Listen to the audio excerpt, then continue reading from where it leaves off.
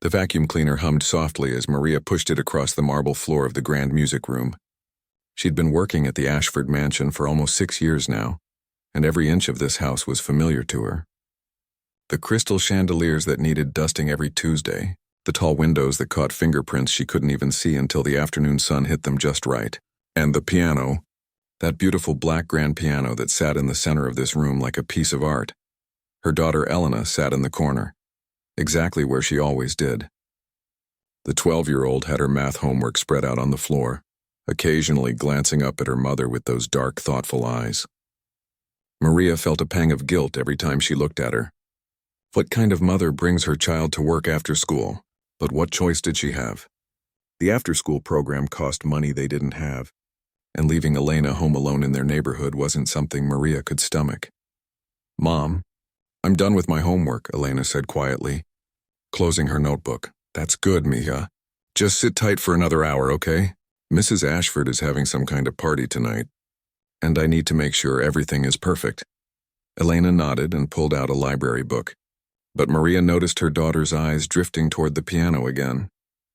The girl had always been fascinated by it, ever since the first day Maria brought her here. Sometimes Maria would catch Elena staring at the keys with such intensity, like she was trying to memorize each one. The house began filling with people around 7. Maria had changed into her formal service uniform, the one Mrs. Ashford insisted she wear when guests were present. Rich people in expensive clothes started flowing through the doors, their laughter echoing off the high ceilings. Maria recognized some of them from previous events. Senator Caldwell with his booming voice, the Harrison family who owned half the commercial real estate downtown, Dr. Patterson who ran the children's hospital, Mrs. Victoria. Ashford swept into the music room wearing a gown that probably cost more than Maria made in 6 months. She didn't look at Maria directly, just gestured vaguely toward the refreshment table. "Make sure the champagne glasses are spotless. I saw watermarks on them earlier." "Yes, Mrs. Ashford, I'll take care of it right away." Maria hurried to the table, her cheeks burning.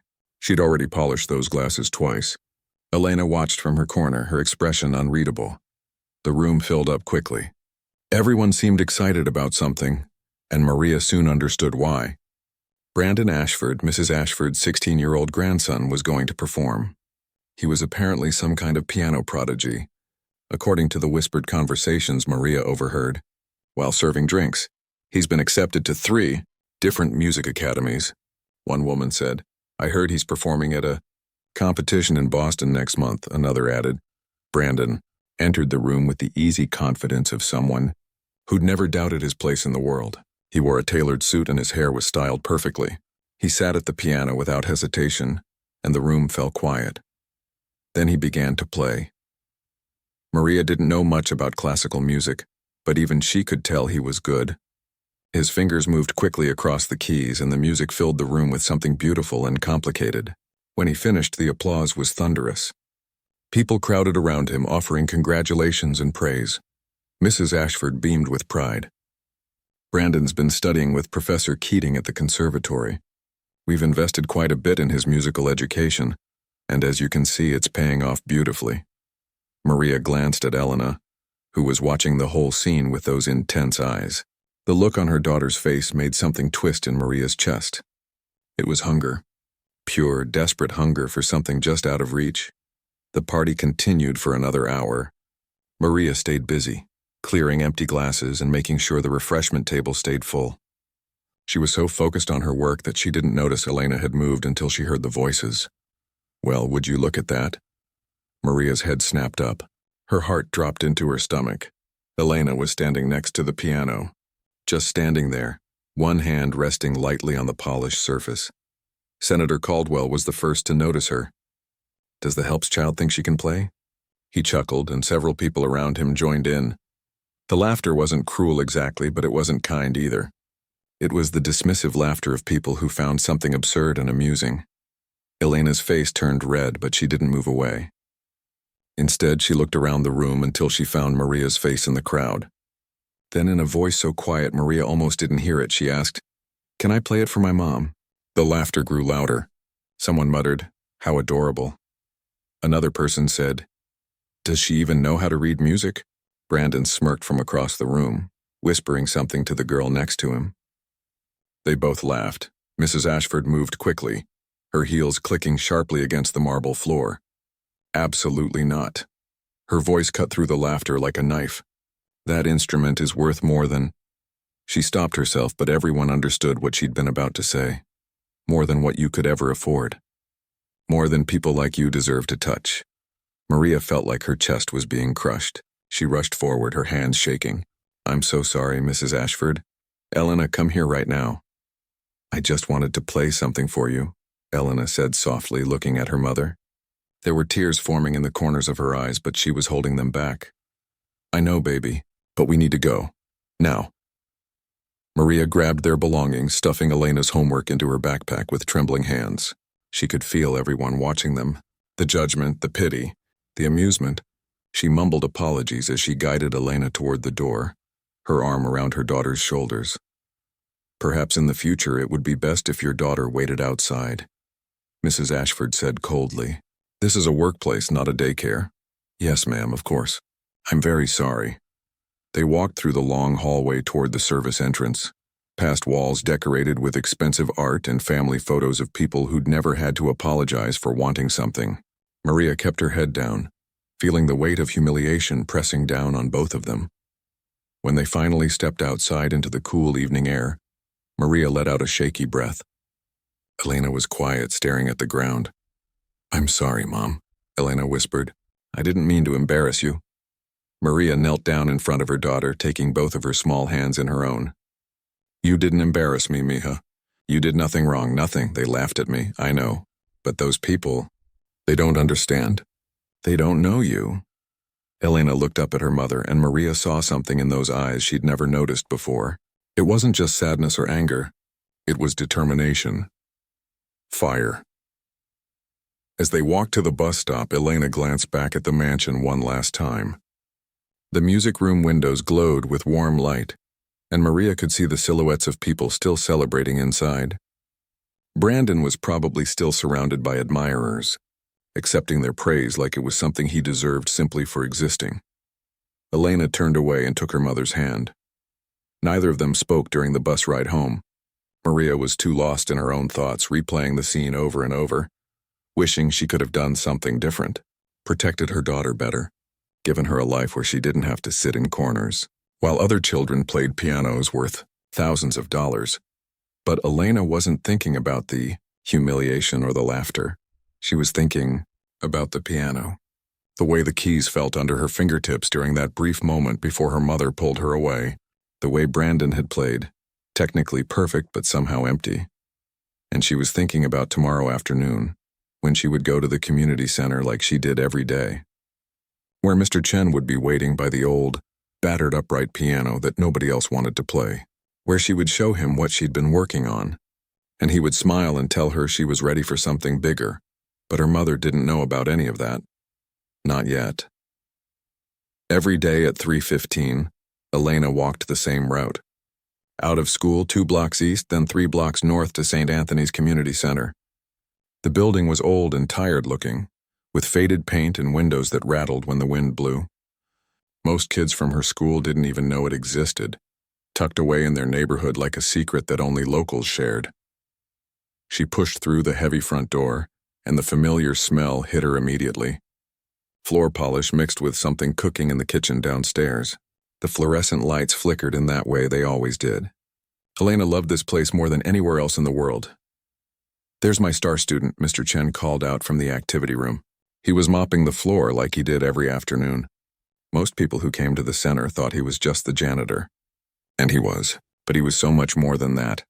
Hi, Mr. Chen. Is it okay if we start a little early today? Mom's shift ends at 5, so I have extra time. The old man smiled, the corners of his eyes crinkling. Of course, of course. Let me just finish this section. You go warm up. Elena walked to the back corner where an old upright piano stood against the wall. The wood was scratched and faded. Some of the keys stuck if you didn't hit them just right. The middle C had a tiny chip that Elena had memorized the exact shape of. This piano would never be in a mansion like the Ashfords. Nobody would pay thousands of dollars for it. But to Elena it was perfect. She sat down and began her scales. Her fingers moved automatically, muscle memory taking over, C major, G major, D major. She'd done these so many times she could probably play them in her sleep. Mr. Chen finished mopping and came to sit in the folding chair next to the piano. He always sat there during her lessons, his hands folded in his lap, his eyes closed while he listened. Sometimes Elena wondered what he was seeing behind those closed eyes, what memories her music brought back. "How was school today?" he asked. Elena hesitated. Should she tell him about yesterday? About the mansion and the laughter and the way Mrs. Ashford had looked at her like she was dirt on the expensive carpet? It was fine, she said instead, transitioning into her arpeggios. We had a math test. I think I did okay. Mr. Chen opened one eye and looked at her. He had this way of seeing right through her, like he could hear the things she wasn't saying in the spaces between the notes. And after school? He asked quietly. Elena's hands fumbled slightly on the keys. She recovered quickly, but Mr. Chen had already heard it. He heard everything. I went with Mom to work, she said, like always, and the whole story came pouring out then. She couldn't hold it back anymore. She told him about Brandon and his perfect performance, about standing next to the piano and just wanting to play something for her mother, about the laughter and the humiliation and Mrs. Ashford's cold voice saying the piano was worth more than... She didn't finish that sentence. She didn't need to. When she was done, her hands were shaking slightly on the keys. Mr. Chen sat quietly for a long moment, and Elena was afraid to look at him. Afraid she'd see pity in his eyes like she'd seen in so many other people's eyes over the years. "Do you know how I came to this country?" Mr. Chen finally asked. Elena shook her head. In 4 years of lessons, he'd never talked much about his past. "I was a concert pianist in Shanghai. This was many years ago, before you were born. Before your mother was born, even. I played in the best concert halls. I had recordings. People knew my name." He paused, looking at his weathered hands. Then the political situation changed. The government decided that classical music was not appropriate. Western influence, they called it. I had to choose between my music and my safety. "So you came here?" "So I came here. With nothing. I didn't speak English. I had no money, no connections. The only job I could find was as a janitor." He smiled softly. "For a long time I was very angry. I felt like I had lost everything that mattered. Then one day, about 20 years ago, someone donated this old piano to the center. It sat in the corner for months. Nobody played it. Nobody wanted it. I would walk past it every day and feel sick inside. Finally, one night when everyone had gone home, I sat down and played. And I remembered why I loved music in the first place." Elena listened, her fingers resting quietly on the keys. It wasn't about the concert halls or the recognition or proving I was better than someone else. It was about the music itself, the beauty of it, the truth of it. He looked at Elena with those wise, ancient eyes. "You have something very special, Elena. I knew it the first day you wandered in here 4 years ago and stood watching me play. You were 8 years old, and you stood completely still for 30 minutes while I practiced Debussy. Most children can't stand still for 30 seconds. Elena remembered that day. She'd been walking home from school and heard music coming from the open window. She'd followed the sound like it was calling her. "You have perfect pitch," Mr. Chen continued. "Do you know how rare that is? You can hear a piece of music once and play it back. You understand harmony and rhythm in a way that can't be taught. These are gifts, Elena, but gifts mean nothing if you don't use them for the right reasons." "What are the right reasons?" Elena asked quietly. "That's what you need to figure out." Mr. Chen stood up and walked to his old briefcase in the corner. He pulled out some papers and brought them back to the piano. "There's a competition, the International Young Musicians Competition. It happens every year in New York City. The winner gets a full scholarship to the Manhattan Conservatory and a chance to perform at one of the most famous concert halls in the world." Elena stared at the papers. The application form, the requirements. The deadline was 6 weeks away. "I've been entering you in small competitions online for the past year," Mr. Chen said. "Under the name ES, you've won 3 of them. The judges have been very impressed even though they don't know who you are. I think you're ready for something bigger. But why didn't you tell me?" "Because I wanted you to love music for itself first. Not for competitions or prizes or proving yourself to people who laugh at you. But now I think maybe you're ready for both. To love the music and to show the world what you can do." Elena's heart was racing. New York City. A real competition. A scholarship. It felt impossible, like a dream she shouldn't even let herself have. "There's a registration fee," she said, looking at the form.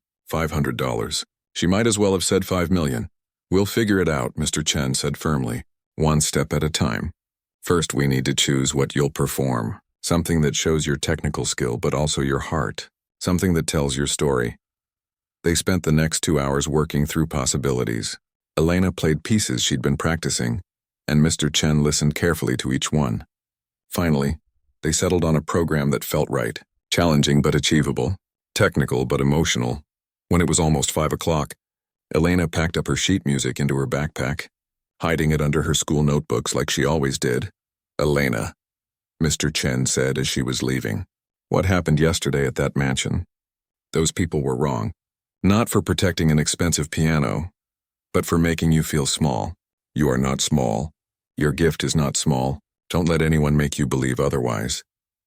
Elena nodded, feeling tears prick at her eyes. Thank you, Mr. Chen, for everything. She walked to the Ashford mansion to meet her mother, her mind spinning with possibilities. A competition. New York City. A real chance at something bigger. But how could they ever afford it? And how could she tell her mother about the lessons she'd been taking in secret for 4 years? When Maria finished her shift and they met at the service entrance, her mother looked exhausted. There were dark circles under her eyes and her shoulders sagged with tiredness. How was your afternoon, Mija? Maria asked, forcing a smile. It was good. I just did homework at the library. The lie tasted bitter in Elena's mouth, but she couldn't tell the truth. Not yet. Not when she saw how hard her mother worked just to keep them fed and housed. How could she add more burden by talking about impossible dreams? They rode the bus home in comfortable silence. Maria dozed against the window, and Elena watched the city slide past. Rich neighborhoods giving way to modest ones, then to struggling ones. The landscape of their lives divided by invisible lines that everyone pretended weren't there. That night, after her mother had gone to bed, Elena pulled out the competition information and read it again by flashlight under her covers. She looked at the prize description, the scholarship, the performance opportunity, the chance to study music seriously, not just in stolen hours at a community center. She thought about Brandon Ashford with his expensive lessons and his expensive piano and his expensive suit. How he'd smirked when people laughed at her, how he'd probably never struggled for anything in his entire life. And she thought about what Mr. Chen had said, about playing for the right reasons. Elena put the papers away and turned off her flashlight. In the darkness, she could hear her mother's soft breathing from the other room.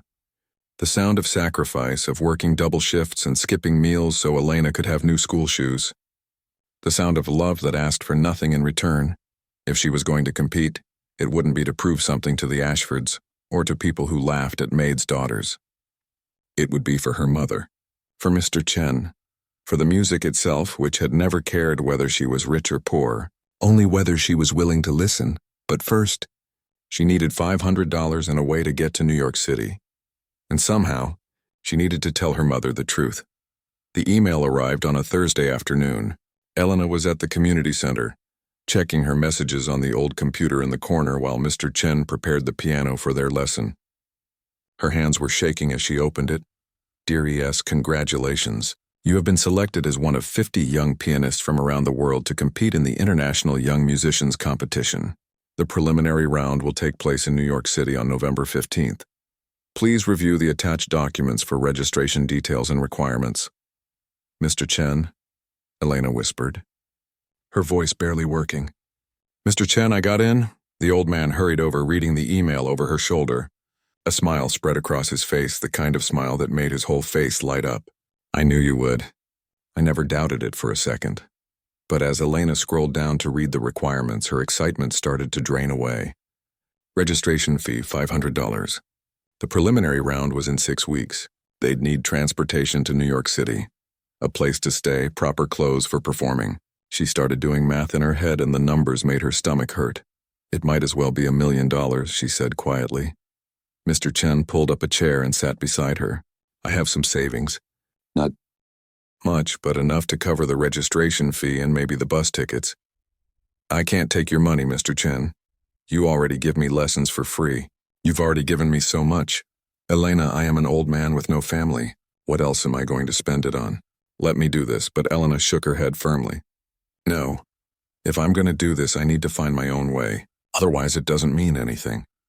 Over the next 2 weeks, Elena started taking on every small job she could find. She tutored younger kids in math and reading after school, charging $5 an hour.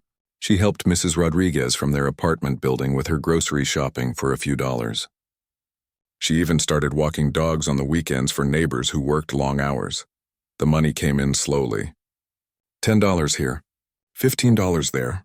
Elena kept it all in an envelope hidden under her mattress, counting it every night. After 2 weeks, she had $73. It felt like nothing. Maria noticed the changes in her daughter's schedule. Elena was coming home later, always with some excuse about study group or library time. Sometimes she looked exhausted, with dark circles under her eyes that reminded Maria of her own reflection. One evening, Maria was folding laundry when she found a $20 bill in Elena's jeans pocket. It was more cash than her 12-year-old daughter should have been carrying around. "Elena, where did this money come from?" Maria asked, her voice tight with worry. "I've been tutoring some kids from school, just helping with homework, until 7 at night, on school nights. Mom, it's fine. I'm just trying to help out a little. I know money's been tight." Maria felt like she'd been slapped. Her daughter, her 12-year-old baby, was out working because she knew they were struggling. The shame of it made Maria's eyes burn with tears she refused to let fall. "You don't need to do that, mija. That's not your responsibility." "I know. I just wanted to." But Maria couldn't shake the feeling that something else was going on. Elena had always been a good kid, responsible and honest. But lately there was something secretive in her eyes. Something she wasn't saying. Meanwhile, at the Ashford mansion, Maria's workdays had become even more uncomfortable. Mrs. Ashford had been colder than usual since the night of the party. She'd also made it clear that Elena was no longer welcome to wait inside while Maria worked. "She can wait in the staff room in the back," Mrs. Ashford had said, "or perhaps she's old enough to stay home alone now." So Elena had stopped coming to the mansion altogether, which only gave her more time for her secret job hunting and piano practice. Maria should have been relieved, but instead she worried more. One afternoon, while cleaning the music room, Maria found some sheet music on the floor near the piano. Someone must have dropped it during Brandon's practice session. She picked it up to put it back on the piano, and that's when she saw it. In the top corner, written in pencil, E.S. Maria stared at those initials. Elena Santos. But that couldn't be right. This was advanced music, the kind with complicated notes running up and down the page in patterns Maria couldn't begin to understand. There were pencil marks throughout, little notes about tempo and feeling and finger positions. She looked more carefully at the piano area and found another sheet, then another, all marked with ES, all covered in her daughter's distinctive handwriting. Maria's heart started pounding. She tucked the sheets into her cleaning cart and finished her shift in a daze. That night, after Elena had gone to bed, Maria went through her daughter's backpack. She found more sheet music hidden under school books and notebooks. She found a folder with printouts about piano techniques. And she found, stuffed in a side pocket, the competition announcement that Elena had printed out. Maria sat on the floor of their tiny apartment, surrounded by evidence of a whole life her daughter had been living in secret. Piano lessons, competitions, dreams that Maria had never known existed. She felt a confusing mix of emotions. Pride that her daughter was talented enough for this. Guilt that she hadn't been able to provide opportunities like this herself. Fear about what it all meant. And underneath it all, hurt that Elena had kept this from her.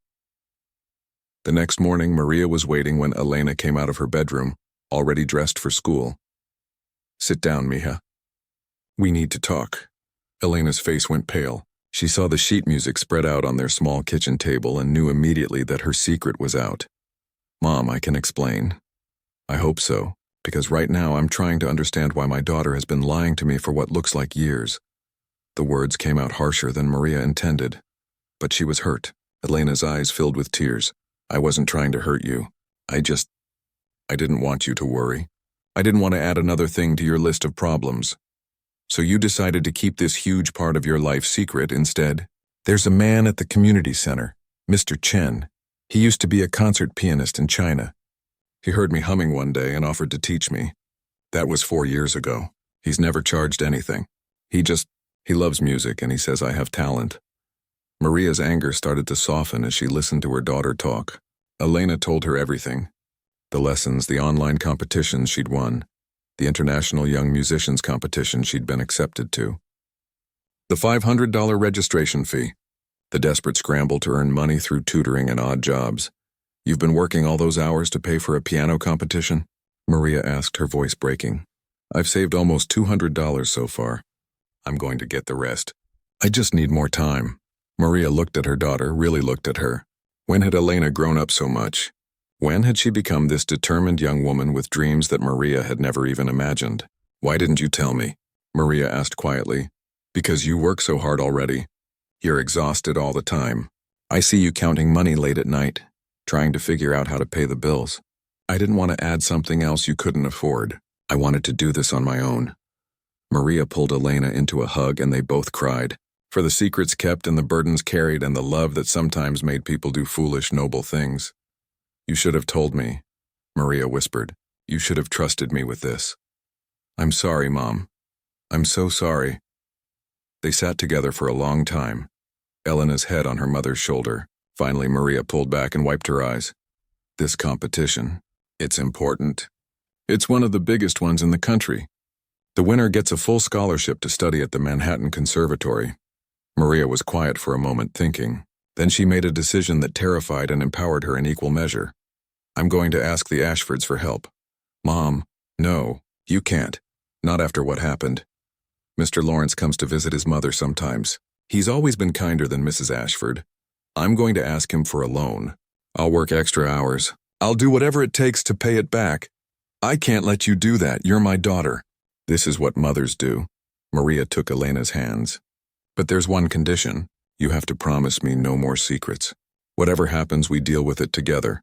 I promise. 3 days later, Maria's opportunity came. Mr. Lawrence Ashford arrived for one of his rare visits home. Maria had practiced what she would say 100 times in her head, but when the moment came, her hands were shaking. She found him in his late mother's garden, smoking a cigarette and looking tired. Mr. Ashford, could I speak with you for a moment? He turned, surprised. Of course, is everything all right? Maria explained everything. About Elena's talent, about Mr. Chen's teaching, about the competition and the registration fee. She spoke quickly, afraid if she slowed down she'd lose her courage. I'm asking for a loan, sir. I'll work extra hours, weekends, whatever you need. But my daughter, she has a real gift, and I can't let money be the reason she doesn't get a chance. Lawrence was quiet for a long moment. Then he said something that surprised Maria. Let me hear her play first. Sir, if she's as talented as you say, let her perform here. Next Sunday, I'll invite some guests. If she proves herself, I'll help with more than just the registration fee. But she has to show me this gift you're talking about. Maria's heart sank. Another performance at the Ashford mansion. More people who would judge Elena, who would see a maid's daughter pretending to be something she wasn't, but what choice did she have? Thank you, Mr. Ashford, we'll be ready. As she walked away, Maria heard Mrs. Ashford's voice drift from an open window. She'd been listening to the whole conversation. This is ridiculous. You're actually going to let that child perform on our piano again? Yes, Mother. I am, Maria smiled despite herself. Maybe, just maybe, this could work. Sunday morning arrived too quickly. Elena stood in front of the bathroom mirror in their small apartment, trying to calm her racing heart. She wore the only dress she owned that was nice enough for the occasion. Her mother had stayed up late the night before, pressing it carefully, making sure every wrinkle was gone. You look beautiful, mija, Maria said from the doorway, but her voice was shaky and Elena could see the worry in her eyes. I'm scared, Mom. I know. Me too. Maria came over and adjusted the collar of Elena's dress. But Mr. Chen says you're ready. And I believe him. I believe in you. They took the bus to the Ashford mansion, sitting close together in silence. Elena kept running through the piece in her mind, her fingers twitching slightly as if playing invisible keys. She'd chosen Rachmaninoff's Piano Concerto No. 2. Mr. Chen had worried it was too ambitious, too difficult, but Elena had insisted. If she was going to do this, she was going all the way. When they arrived at the mansion's service entrance, Mr. Lawrence was waiting for them. Come in through the front today, he said gently. You're performers, not staff. Maria's eyes widened. In 6 years of working there, she'd never once walked through the front door. It felt strange and wrong and somehow right all at the same time. The music room was already filling with people. Elena recognized many of them from the night she'd been humiliated. Senator Caldwell with his loud laugh, the Harrison family in their expensive clothes, Dr. Patterson, and there, sitting in the front row with a smug expression, was Brandon. Mrs. Ashford stood near the piano, greeting guests with a smile that didn't quite reach her eyes. When she saw Elena and Maria enter through the front door, her smile froze. "How charitable of Lawrence to give the help's daughter a chance," Elena heard her say to a woman in pearls. "I'm sure it will be educational for everyone." More people arrived. Elena noticed they were whispering to each other, glancing at her with expressions ranging from curiosity to barely concealed amusement. She felt her mother's hand squeeze her shoulder, offering silent support. Mr. Chen arrived a few minutes later, and Elena had never been so happy to see anyone. He sat next to Maria in the back row, his presence like an anchor in a stormy sea. Finally, Mr. Lawrence stood up to address the room. "Thank you all for coming today. We have a very special performance this afternoon. Young Elena has been studying piano for several years, and today she'll be playing for us. I ask that you listen with open minds and open hearts." Mrs. Ashford made a small sound that might have been a laugh or might have been a cough. Elena couldn't tell. "Before we begin," Mrs. Ashford said, standing up, "I think we should all remember that we're here as an act of charity. Supporting young people from disadvantaged backgrounds is so important, even when they reach beyond their circumstances." She smiled at Elena, and it was the coldest smile Elena had ever seen. "We're all so eager to hear what you've prepared, dear. Something simple, I hope? Perhaps a nice beginner's piece?" The room filled with polite laughter. Elena felt her face burning. Senator Caldwell leaned over to his wife and whispered something that made her giggle behind her hand. Brandon was smirking openly now. He'd probably been told he'd get to watch the maid's daughter embarrass herself on the piano. He considered his own personal property. Elena walked to the piano on legs that felt like they might give out any second. Her hands were shaking. Her mouth was dry. She could hear her heartbeat pounding in her ears, drowning out everything else. She sat at the bench and adjusted it, buying herself a few seconds. Her fingers touched the keys and something shifted inside her. The piano didn't care who she was or where she came from. It didn't care about her worn dress or her mother's job or what these people thought about her. The piano just waited, ready to sing if she could find the courage to make it. Elena closed her eyes and thought about her mother working double shifts so they could have food and rent. She thought about Mr. Chen, who'd lost everything and rebuilt his life in a new country. She thought about all the afternoons at St. Anthony's Community Center, playing on that beaten-up old piano that nobody else wanted. Then she began to play. The opening notes of Rachmaninoff's Second Piano Concerto filled the room. The whispers stopped immediately. Someone gasped. This wasn't a beginner's piece. This wasn't even an intermediate piece. This was one of the most technically demanding compositions in classical piano repertoire, and Elena was playing it like she'd been born to do exactly this. Her small hands flew across the keys with impossible precision. The music swelled and crashed like waves, tender one moment and thunderous the next. She'd been practicing this piece for months, but it wasn't about the technical perfection anymore. It was about everything she felt and couldn't say. Every time someone had looked through her like she was invisible. Every time her mother had come home exhausted. Every dream she'd been told was too big for someone like her. It all poured out through her fingers into the music. Elena could feel the piece building toward the climactic section, and she threw everything she had into it. The piano sang and roared and whispered and cried. Her whole body moved with the music, and she forgot completely about the people watching. There was only this moment, this piano, this piece that demanded everything and gave everything back. When she played the final notes, letting them fade into silence, Elena kept her eyes closed for a moment longer. She was afraid to open them, afraid to see disappointment or mockery or worse, polite applause that really meant nothing. But there was only silence. Then she heard it, a single person clapping slow and steady. She opened her eyes and turned. It was Mr. Chen standing in the back row, applauding with tears streaming down his face. Maria joined him, and Elena saw that her mother was crying too. For a moment, that was all. Just the two people who loved her most. Then someone else started clapping. Then another. Then another. The applause built like a wave, filling the room. People were standing up. Dr. Patterson had his hand over his mouth, his eyes wide. The woman in pearls was dabbing at her eyes with a tissue. Even Senator Caldwell was on his feet, clapping hard. Mrs. Ashford sat frozen in her chair, her face unreadable. But Mr. Lawrence was standing, applauding enthusiastically, a genuine smile on his face. Brandon wasn't smiling anymore. He sat very still, his face pale, his hands gripped tight on the armrests of his chair. Elena stood up from the piano bench, her legs still shaky. She didn't know what to do, so she just stood there overwhelmed. A woman Elena didn't recognize made her way through the crowd. She was tall and elegant, probably in her 60s, with silver hair pulled back in a neat bun. "My name is Professor Morrison," she said, handing Elena a business card. "I teach at the Manhattan Conservatory." "That was extraordinary, truly extraordinary. Regardless of what happens at your competition, I want to work with you."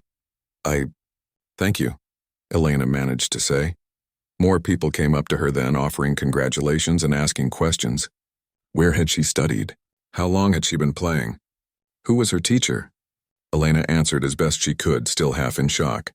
Senator Caldwell approached, looking uncomfortable. "Young lady, I owe you an apology. I underestimated you severely." "That was a remarkable performance," Elena nodded politely, not sure what to say. But then Brandon pushed through the crowd, his face red with anger and embarrassment. "You got lucky. That's all," he hissed, quiet enough that only Elena could hear. "Probably the only piece you know. You'll choke at the real competition. People like you always do." Before Elena could respond, Mr. Chen was there, placing a gentle hand on her shoulder. "Come, Elena, let's get some air."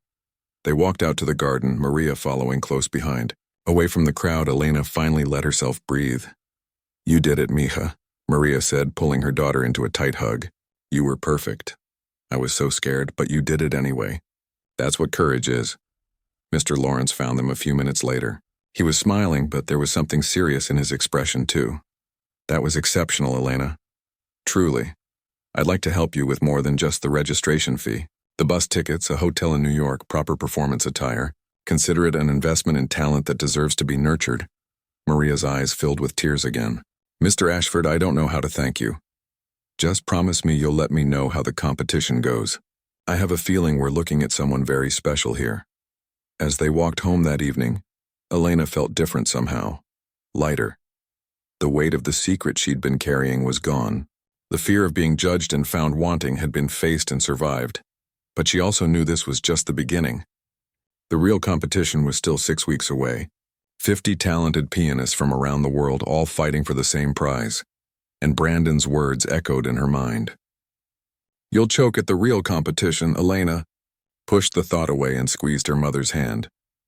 Had 6 weeks to prove him wrong. 6 weeks to show the world what a maid's daughter could do when someone believed in her enough to give her a chance. The bus ride to New York City took 7 hours. Elena pressed her face against the window, watching the landscape change from familiar neighborhoods to highways to the towering buildings of Manhattan. She'd never been to New York before, never imagined she'd have a reason to come. Maria sat beside her, holding a small bag with Elena's performance dress, the one Mr. Lawrence had helped them buy. It was simple but elegant, deep blue with clean lines. When Elena had tried it on in the store, she'd hardly recognized herself in the mirror. Mr. Chen sat across the aisle, reading through Elena's sheet music one last time, even though they both had it memorized by now. He'd insisted on coming, using his vacation days from the community center. "I've been with you from the beginning," he'd said. "I'm going to be there for this too." They arrived at Lincoln Center 3 hours before Elena's scheduled performance time. The building was massive and intimidating, all glass and modern architecture. Other young musicians were arriving too, many with entire entourages of family members, private teachers, and coaches. Elena noticed a girl about her age stepping out of a black car, followed by 2 adults carrying multiple instrument cases. The girl wore an expensive-looking coat and had the confident posture of someone who'd performed in places like this many times before. "Don't compare yourself," Mr. Chen said quietly, noticing Elena's expression. "You belong here just as much as anyone else." But inside the performers' waiting area, it was hard not to feel out of place. The other competitors spoke multiple languages, compared notes about teachers at prestigious conservatories, and discussed previous competitions they'd won. One boy mentioned casually that he'd performed at a concert hall in Vienna last summer. A girl talked about her summer program at Juilliard. Elena sat quietly in the corner, her hands folded in her lap. Maria stayed close, occasionally squeezing her daughter's hand. Finally, Elena's name was called. "Elena Santos, you're in the warm-up room. You'll perform in 45 minutes. The warm-up room had a decent piano, and Elena sat down to play through some sections of her piece. Her fingers felt stiff at first, nervous, but gradually the familiar patterns took over. The muscle memory of thousands of hours of practice. A woman poked her head in. 5 minutes, Elena. This was it. They walked toward the performance hall, and Elena caught a glimpse of the audience through a side door. The seats were packed. Judges sat at a long table in front, their faces serious and professional. In the audience, she spotted Maria and Mr. Chen sitting together, both looking nervous but proud. And then, surprisingly, she saw Mr. Lawrence Ashford. He'd come all this way.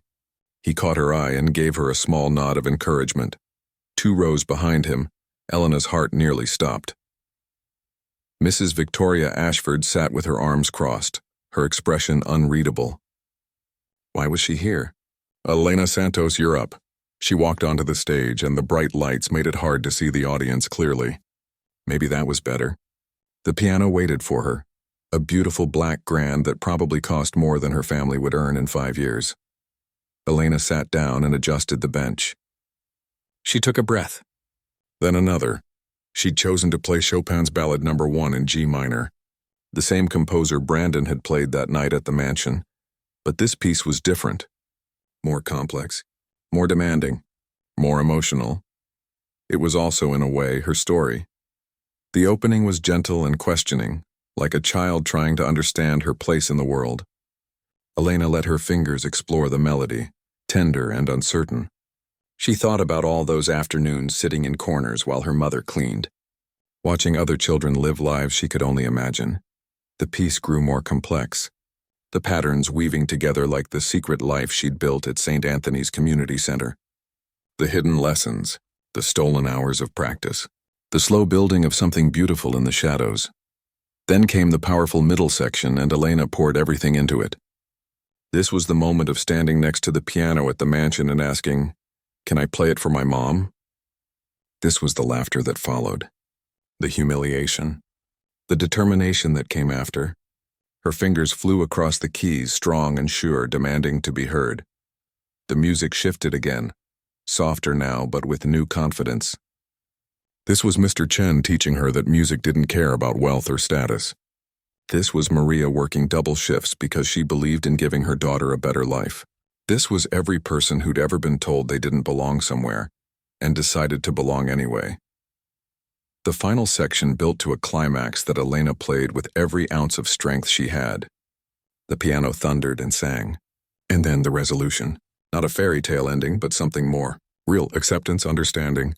The knowledge that the journey itself mattered more than the destination. Elena played the final notes and let them fade into silence. She lifted her hands from the keys and sat very still.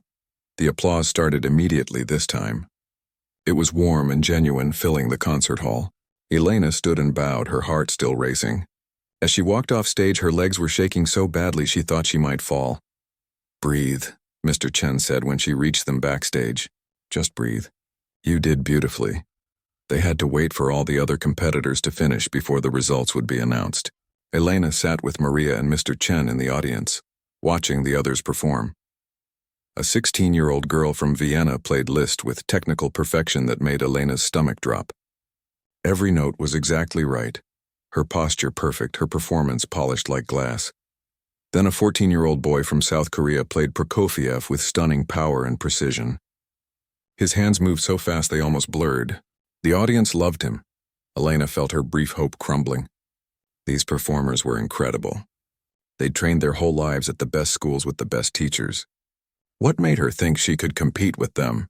"Stop it," Maria whispered, reading her daughter's face. "You were just as good. Different, but just as good." Finally, all 50 competitors had performed. The judges left to deliberate, and the waiting began. 20 minutes passed like 20 hours. Elena's hands were sweating. Her stomach hurt. At last, the judges returned. The head judge, a distinguished-looking woman with gray hair, approached the microphone. "First, I want to say that the level of talent we've witnessed today has been extraordinary. These decisions were incredibly difficult. She paused, looking at her notes.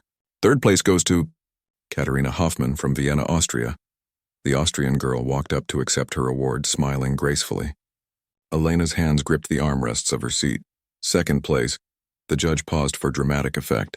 Elena Santos from Pennsylvania. For a moment, Elena couldn't move. Second place. She'd come in second place out of 50 pianists from around the world. Maria was crying. Mr. Chen was smiling so wide his face might split. Elena walked up to the stage in a daze, accepted her certificate and medal, and shook hands with the judges. First place goes to Jiwoo Park from Seoul, South Korea. The Korean boy who'd played Prokofiev bounded up to the stage, clearly thrilled. He deserved it. He'd been amazing. But then the head judge spoke again and Elena stopped walking back to her seat. Before we conclude, I have one more announcement. The judges have decided to create a special recognition this year. We were so moved by one particular performance that we felt compelled to acknowledge it beyond the traditional placements. She looked directly at Elena. Elena Santos, would you please return to the stage? Elena's heart hammered as she walked back up. What was happening? Elena, your performance today demonstrated not just technical skill, but a depth of emotional maturity and storytelling that left us all moved. We are therefore awarding you the Judges Recognition Award, which includes a full scholarship to the Manhattan Conservatory Preparatory Division and a featured performance slot at Merkin Concert Hall this spring. The audience erupted in applause. Elena stood there, overwhelmed, as the judge handed her another certificate. A scholarship. A real scholarship to study music. Maria was sobbing openly now. Mr. Chen was on his feet, clapping. And even Mr. Lawrence Ashford was standing, applauding with genuine warmth. Mrs. Ashford stood too, slowly, her expression complicated. It wasn't quite approval, but it wasn't contempt either. It was something closer to reluctant respect. After the ceremony, people crowded around Elena. Professor Morrison, who'd attended the competition specifically to see her perform, confirmed her earlier offer to provide additional mentoring. Other teachers handed her cards. A woman from a music foundation asked about her background and circumstances, clearly interested in providing additional support. But the moment that mattered most came later, when Elena and Maria stood outside Lincoln Center, watching the city lights come on as evening fell. I'm so proud of you. Mija, Maria said, her arm around her daughter. Not because you won something, but because you had the courage to try. I didn't win first place, you won something better. You won the right to keep making music, to keep growing, to keep becoming who you're meant to be. Mr. Chen joined them, carrying their bags. Ready to go home? Elena looked back at the concert hall one more time. 3 months ago, she'd been the invisible girl sitting in the corner while her mother cleaned. She'd been the one people laughed at for reaching toward a piano she had no right to touch. Now she was a scholarship student, a recognized talent, someone with a future in music. But more than that, she was someone who'd proven that where you start doesn't determine where you can go. That talent and hard work and people who believe in you can open doors that seem permanently locked. Yeah, Elena said, taking her mother's hand. Let's go home. The bus ride back was quieter.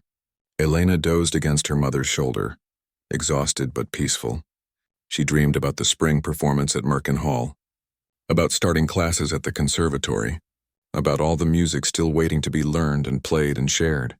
When they got back to their neighborhood, Mr. Chen insisted on walking them home even though it was late. Thank you, Elena said at their apartment door, for everything, for seeing something in me when I was 8 years old, for teaching me, for believing in me. You did all the hard work, Mr. Chen said. I just gave you the tools. The rest was always you. Inside their small apartment, Maria heated up leftover rice and beans for a late dinner. They ate together, talking about the competition, about the other performers, about what came next. Things are going to change now, Maria said. You'll be studying in New York on weekends, meeting new people, learning from real professors. Are you scared? Elena asked. Terrified, Maria admitted with a smile, but also excited. You're going to do amazing things, Mija. I always knew you would. That night, Elena lay in bed thinking about the journey that had brought her here. The humiliation that could have broken her but instead strengthened her. The secret lessons that became the foundation of everything. The mother who worked herself exhausted so her daughter could have chances she never did. She thought about Brandon Ashford, who'd said she would choke at the real competition. She wondered if he'd heard about the results yet. If he'd learned that talent wasn't about expensive pianos or fancy teachers. It was about hunger and dedication and refusing to let anyone tell you that you don't belong. Elena pulled out her phone and looked at the picture Maria had taken of her, holding the judge's recognition award. She looked different in the photo, confident, proud, like she finally believed she deserved to be there. She set the photo as her background and put the phone away. Tomorrow she'd go back to school, back to regular life. But everything had changed, and nothing would ever be quite the same again. The invisible girl had found her voice, and the whole world was listening.